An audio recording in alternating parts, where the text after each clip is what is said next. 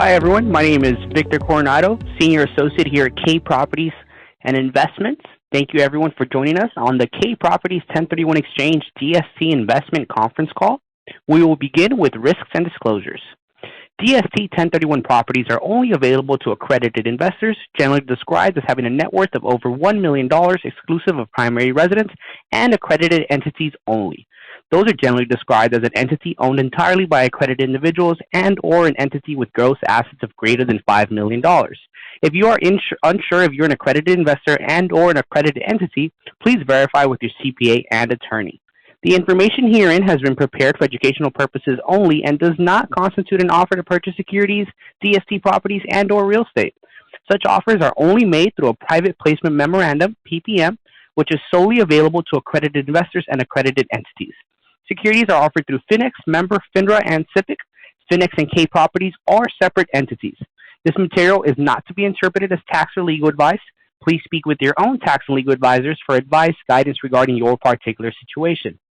There are risks associated with investing in real estate in Delaware Statutory Trust properties, including, but not limited to, loss of entire investment principal, declining market values, tenant vacancies, and illiquidity. Investors should read the PPM carefully before investing, paying special attention to the risk section. Because investor situations and objectives vary, this information is not intended to indicate suitability for any particular investor. Please speak with your CPA and or attorney to determine if an investment in real estate DST properties is suitable for your particular situation or circumstance. Past performance is not indicative of future returns. Potential cash flows, returns, appreciation are not guaranteed and could be lower than anticipated. Thank you everyone for listening in, and now I'd like to turn the call over to Alex Madden, our Senior Vice President here with K Properties and Investments. Hey, thank you so much. And I want to thank everyone today for joining us on the call. We're going to have a great time going on DST Essentials of K Properties, and this is where we take an in-depth look at the many recurring themes and nuances of the DST investment process. In this series, we're going to be interviewing many members of the K Properties team who each bring their unique and valuable perspectives that they've formed over vast transactional experience in the DST investment landscape. Before we introduce our guests today, I'm going to start with a little bit about K Properties. K Properties is a national Delaware Statutory Trust investment firm. The www.kpi1031.com platform provides access to the marketplace of DSTs from over 25 different DST sponsor companies. This includes custom DSTs only available to K clients and an active DST secondary market listing from time to time. K Properties team members collectively have over 150 years of real estate experience and are licensed in all 50 states. And we've participated in over $30 billion in DST 1031 investments. I'm very excited to have our very own Oren Barrow on the call today. Oren Barrow is a Senior Vice President that works out of the K Properties headquarters in Los Angeles. Oren is a leader and a specialist in the 1031 DST space and has helped investors purchase hundreds of millions of dollars in DST real estate. Oren, thanks for being on the line today. Yeah, thank you for having me. Can you hear me properly? I've got you loud and clear. Really great to have you here. And today we're going to be talking about asset class rejection. Specifically, we're going to be discussing which asset types K Properties avoid and some of the reasons behind that. So Oren, thanks so much. And would love to hear a little bit about before we get into asset class rejection. Could you just explain, what is an asset class? What kinds of asset classes do we typically find on the K Properties platform? Yeah, absolutely. So asset classes refers to the type of property, right? Asset class is really real estate jargon, but essentially what it's defining is the type of property, right? The sort of subject line that you would use for a property. For example, an asset class in real estate can be distribution facilities for Pepsi, for FedEx, for UPS, for DHL. That would be considered an asset class. Multifamily would be considered an asset class. And there's different sort of sub-asset classes identified in multifamily. First is Class A multifamily, which is typically multifamily built from the 2020s on upward. Class B multifamily, which is a little bit older and probably had some renovations done before you see it on the platform. A value-add multifamily. Value-add multifamily is typically whereby there are some significant renovations or significant lease-up to the actual property where there is some sort of risk involved, but the reward is great if we can properly do the value add strategy that we've intended to do. So there's different asset classes. Some asset classes have sub-asset classes, but ultimately when you hear the term asset classes, it's used to define the type of property that you're looking at. In terms of the asset classes that you'll typically find on the K Properties platform, you have all your major food groups, right? So you have retail, you have multi-tenant shopping, you have distribution, you have medical, you have office, you have multifamily and all the flavors of multifamily, Class A multifamily, Class B multifamily, value-add multifamily, manufactured housing communities, built for rent housing, and I didn't mention office. Office is typically the type of asset classes that we have. The type of assets, usually we add different types of assets. Right now we've actually added education as a type of asset class. Typically this is just a building for a school. That's a new asset class that's been added to the marketplace.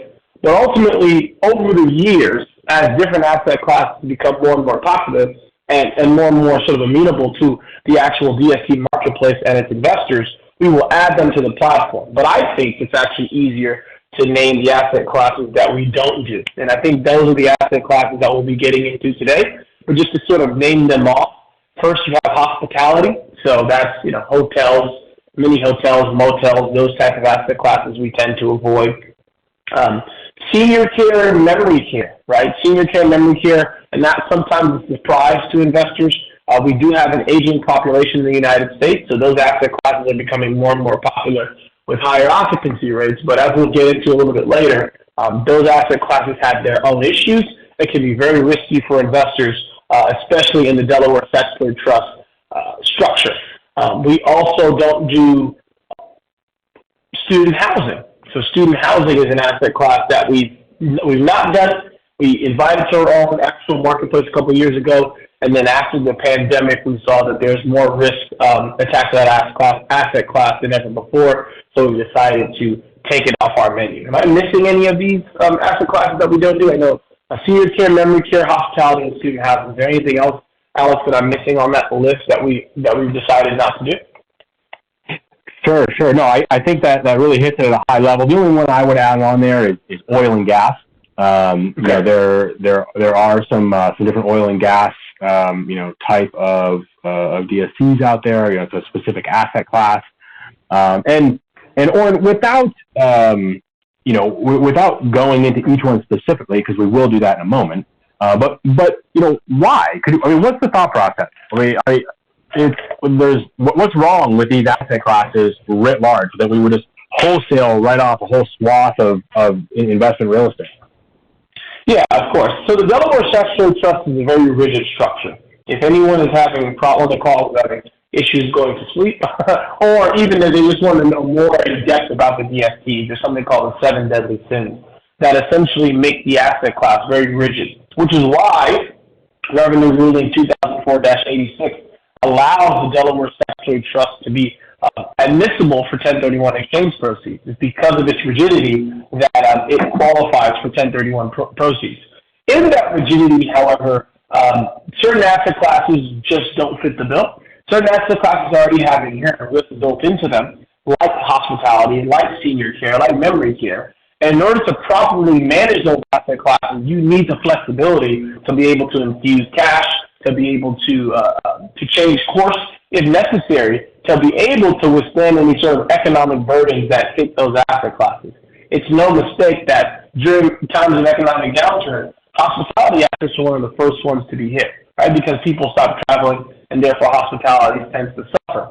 Those asset classes essentially have the inherent risk that we feel as though are too great for our investors to take on, especially in a rigid asset class like the DSTs, where you're not able to move flexible, not able to be flexible enough to be able to handle the bumps and bruises that come along with managing those asset classes that have that inherent risk. So all the asset classes I named, and again, we'll go into detail, but they have inherent risk associated with them that make them very risky, and we've made a declaration, a promise, if you will, to our investors early on that we will not make them guinea pigs just to make a few extra bucks, right? So just because it's on a platform or those particular asset classes are paying a higher commission, it doesn't mean we're going to add it to our asset class and cross our fingers and hope the deal works out. We want to make sure we're putting the side of favorable investments on the side of our investors. And of course, there is no guarantee, but we've seen those asset classes suffer over the course of our time as a company, and we decided to take them off our platform.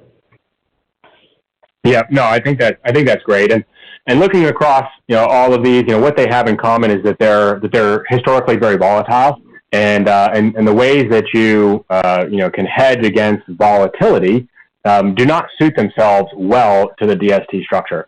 So, I've and Oren, I'm sure you're the same. You've spoken with different investors. I've spoken with some investors. Their families in oil and gas and has been for multiple generations, and they may be able to get comfortable with knowing the ins and outs of a specific oil and gas investment, and in a situation like that, maybe that investor has the ability to kind of pick out the good one versus the bad one, but there's a specific business plan that's inherent to something like oil and gas that is beyond just a typical real estate investment. There's other specific knowledge necessary, and there's other hedges that are typically going to be built into an investment like that, which kind of preclude them from conforming to the 7 deadly sins that you were just referencing there, Oren. So let's kind of dive in here. Maybe we'll kind of just run through these different asset classes real quick, and you can just kind of tell us why these are rejected. What the specific things to look at, and then I would just encourage any listeners here, if you have greater questions about these, please reach out to your K Properties representative. We can speak about it in depth because some of them are a little bit counterintuitive. And I'll start off with probably the one that is probably the most counterintuitive, because all the time I hear senior care, assisted living, baby boomers, they're all starting to retire. They're all, going to these 55 plus, communities and getting assisted living and this sort of a thing. And that's absolutely right. Nobody can argue with the demographics, going on with the baby boomers. But Oren, what are some of the inherent risks to senior care that people are not often told about? Yeah, of course. So just like you have a larger sort of uptick in terms of the aging of our population and that becoming more of a focal point, obviously maybe occupancy rates are rising over the countries in these particular facilities. It also opens it up to regulatory risk, right? So now that this is becoming more and more of a trend, more regulators are starting to actually be aware of the issue. And they start making sweeping and mandated changes into the operations of these businesses. For example, a couple of years ago, they changed the amount of nurses that could be per bed or per patient, right? And that could materially affect the operations of your business. Nursing is what we would consider one of the higher paying professions. If you now, as an operator of this particular facility, have to have, there used to be one nurse per six patients. Now there's one nurse per 2 patients. If that were to change, and it has changed in the past, that could materially affect your operations for the foreseeable future, being that you have to have a much more higher employment cost, much more higher administrative costs that will eat into your NOI, drop your actual income, and therefore make your particular investment that you thought would be profitable maybe be breaking even or even going down into the negative, right? And in the Delaware Statutory Trust, they are self-contained entities, right? So ultimately, they're not going to be pulling from any other resources or any other assets to be able to help stabilize this asset. And so after the reserves are taxed, right, reserves are money put aside to handle any bumps and bruises in the real estate. If the administrative changes are so severe that you have to tap your reserves in order to meet your actual expenses, you could end up having to sell the property for a loss, right? And so this has happened more often than not. We expect more sweeping regulations changes to come in the future, especially as our population continues to age and the occupancy rates of these particular properties tend to go up. So from that perspective, because there can be sweeping changes that formidably affect the overall income or the overall expenses of a property like senior care, memory care, assisted living, we tend to avoid those asset classes. Now, do some of those asset classes perform well? If you can be very, very prudent in your ability to foresee those risks and be very prudent in the way that you are performing or expecting the type of income that you're expecting, it can be possible, but we don't want to put our investors in the possibility that the particular sponsor company did not properly sort of set aside funds or properly look at their actual projections to be able to take account for any sweeping regulations that come in the future, and then your actual investment get materially affected. Yeah, that's spot on. That's spot on, Lauren. I mean, the regulatory risk, and you gave the example of the nurses there, and that's one that has certainly been historically present. But it could be literally anything. I mean, it could be a situation from the local government, the state government, the federal government changes handicap accessibility, or changes food handling requirements, or medical administration, or elevator safety. There's virtually an endless list, that any three levels of government here could regulate, and in that situation, from our perspective, it just seems like investors are not getting a risk-adjusted return. I mean, typically you're seeing, maybe a 1% increase, maybe even less than that on some of these different investment potentials to get into what is substantially, what we consider to be a substantially higher investment, risk factor there. So it's something to be considered. Just is the risk adjusted return, is the juice worth the squeeze on something like that. So speaking of some of these other risks, Oren, how about hotels? What are some of the risks historically associated with hotels? Yeah, so obviously hotels can be a very lucrative investment, specifically in great times, right? In great times, everyone's traveling, so you have a high occupancy rate. The higher the occupancy rate, specifically if you have a hotel in a very travel-friendly destination place, those particular occupancy rates go sky high. The higher the occupancy rate, the more you can move the rate per unit, right? The hotel rate. I'm sure everybody's seen this. If you're going to a particular destination during a hot time, if that particular destination is having a large-scale event, you will see the prices of the hotel skyrocket, and that only benefits the owner of those hotels. But vice versa, when we hit sort of a recessionary environment, an economic downturn, it can even be an overall economic downturn or a depression in that particular submarket. Maybe something happens to that submarket, a large employer moves out in that submarket, there's negative population growth in that submarket. Hospitality is one of the first asset classes to suffer, right? At the end of the day, they do not have a long-term tenant. Usually their lease per customer is a day, a night, right? If it's not 2 days. So they do not have long-term customers, which means that they are one of the first type of asset classes to be affected by the overall economic environment. So, hotels or hospitality is what I would consider to be a front runner, right? When things are great, they're one of the better performing asset classes. When things are bad, they are one of the worst performing asset classes because of their short-term leases, the fact that they do not have long-term tenants involved, and that they have to actually move with the whims of the economy. As an investor, as an advisor to investors, you want to hedge against economic downturn. Obviously, there's only so much that you can do. If you have something like the Great Financial Crisis, most real estate will be affected. But the idea there is to sort of be able to protect investors' principal, be able to protect investors' investments. And at the end of the day, hospitality is much too volatile to do that. For investors who have large net worths, who want to be exposed to hospitality, we totally understand that. However, the majority of our clients are ranging anywhere from $200,000 to $2 million in terms of their transaction size. Many of our investors are relying upon their income to maintain their livelihood, and so we just feel like having hospitality on our menu for the majority of our customers is much too volatile. The risk parameters are way too high. I couldn't agree more, Oren. So thank you so much for laying that out. Let's move on to student housing. Why student housing? It seems like that's another one like senior care that might be a little counterintuitive. Yeah, I mean, student housing was great, right? I mean, for a while there, we felt as though because student housing has much more variables than your typical multifamily property.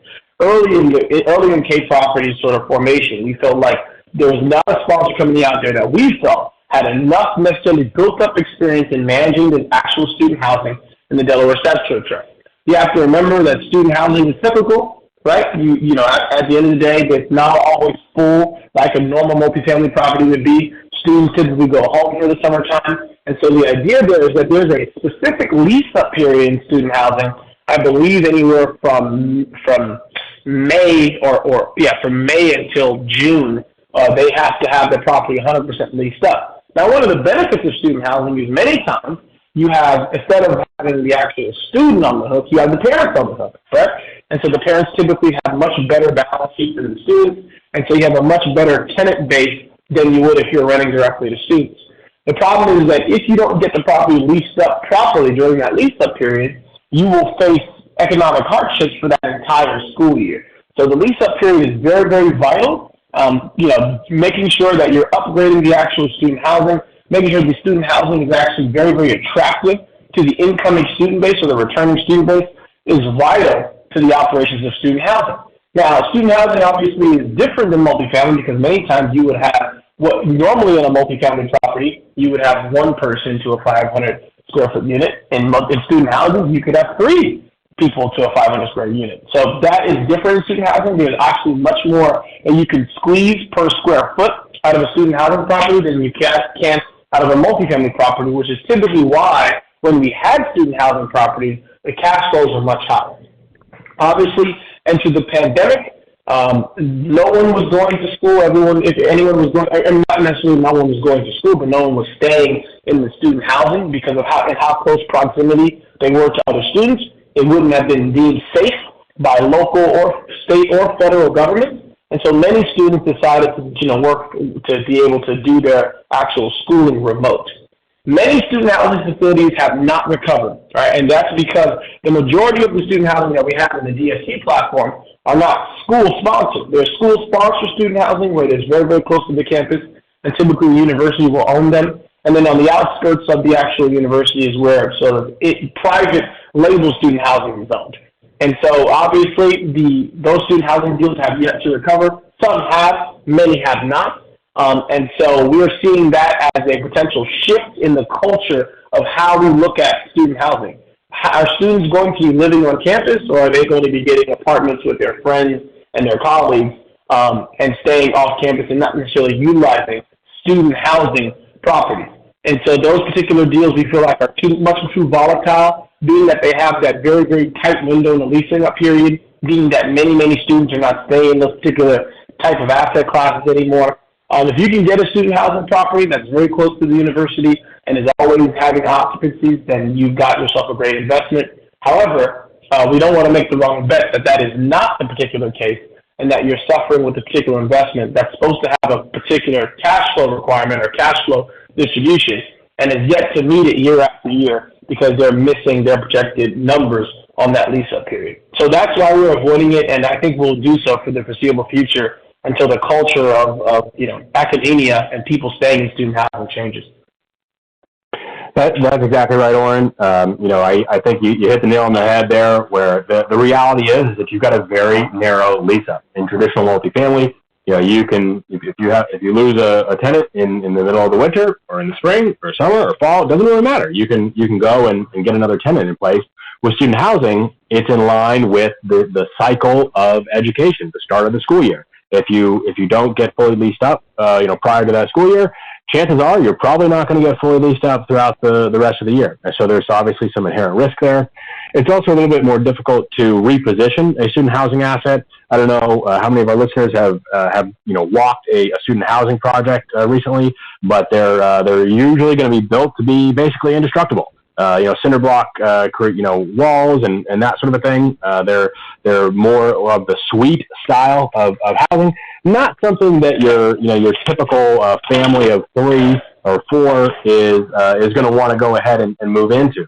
Should they try to reposition an asset like that, it's not really the style that a lot of families or other people are looking for. Not that it's impossible to do, but it can kind of be an issue if you're trying to redirect.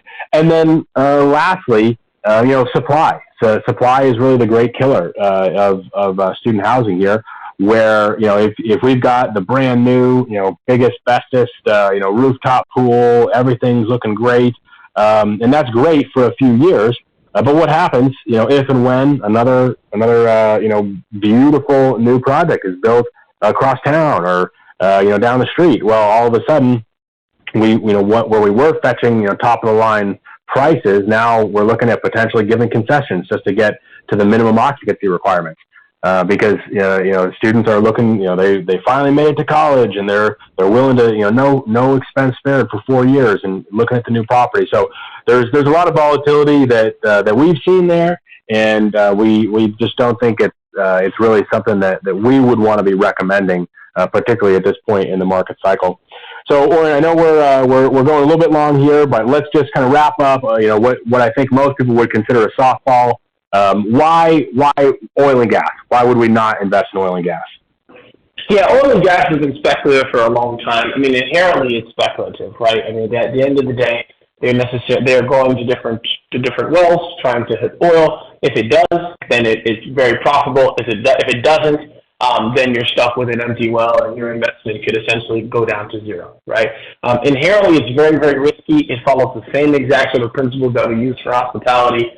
When things are great and oil is being found and being processed, that investment, and it can go for a long period of time. It is very, very profitable. But ultimately, if you are hitting an empty well or a dry well, or that particular land has already been tapped due to the fact that oiling reserves have moved, or oiling reserves are being tapped from a larger well, acres away, you could find yourself in a dud investment. So the idea here is that we're not trying to gamble with our investors' money. We're not trying to play necessarily games, essentially. We're trying to figure out which one is going to hit. The idea here is trying to put together portfolios that make the most sense, that have durable income streams, and that hedge against the economic pressures that we're probably going to be facing here in the next couple of years. That's what we're looking to do. That's why we always preach the debt-free approach, which is why we're very conservative when we're adding debt to investors' portfolio. We give them warnings about the pros and cons of each of the asset classes that they're getting into. A part of that is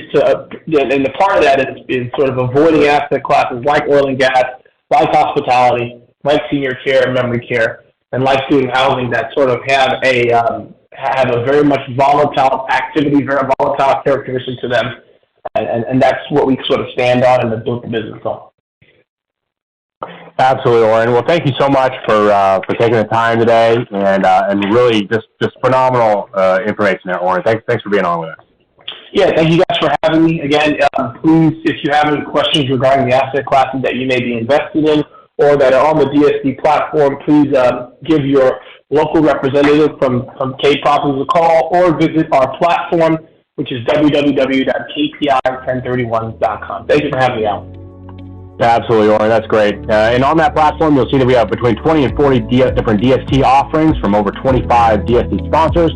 Please visit the website or call K Properties at 855-899-4597 to speak with a licensed K registered representative who can walk you through your options. Oren, thanks again, and please join us next time for the DST Essentials with K Properties, an in-depth look at the various aspects of DST 1031 exchange investment process.